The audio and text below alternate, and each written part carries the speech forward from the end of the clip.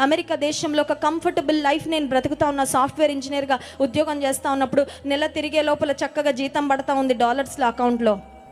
ఒకరోజు ఎందుకో ఈ ఆశ కలిగింది, ఏమనంటే డబ్బులు బాగా ఉంటే దేవా విశ్వాసాన్ని వాడే అవసరమే రావట్లేదు, ఎందుకంటే హెల్త్ ఇన్సూరెన్స్ ఉంది, ఏదైనా ఆరోగ్య సమస్యలు వస్తే చేతి నిండా డబ్బులు ఉన్నాయి, ఏదైనా అవసరాలు తీర్చుకోవాలంటే ఇక నాకు నీ మీద ఆధారపడాల్సిన అవసరం రావట్లేదు. కానీ విశ్వాసంతో బ్రతకడం అంటే ఏంటో నాకు ఎక్స్పీరియన్స్ చేయాలని ఉంది ప్రభా, నాకు అవకాశం ఇవని ప్రార్థన చేశానండి. దేవుడు ఆ ప్రార్థనకు జవాబేనేమో జాన్ వెస్లీ గారిని నేనున్న పట్టణానికి అక్కడ వాక్యం అందించడానికి పంపించడం, మా వివాహం జరగడం, వివాహం అయ్యి అడుగు పెట్టానేమో రాజమండ్రికి. అప్పటి నుండి విశ్వాసంతో బ్రతకడం అంటే ఏంటో నేటికి అనుభవపూర్వకంగా చూస్తూ ఉన్నామండి. ఒకవేళ మీలో కొంతమంది అనుకోవచ్చు, జాన్ వెస్లీ గారికి, బ్లెస్సీ వెస్లీ గారికి ఏంటండి బోల్డ్ అంత డబ్బులు ఉన్నాయి, ఇవన్నీ చేస్తున్నారంటే వాళ్ళకి చాలా ఫండింగ్ ఉందని. We know how we are living by faith.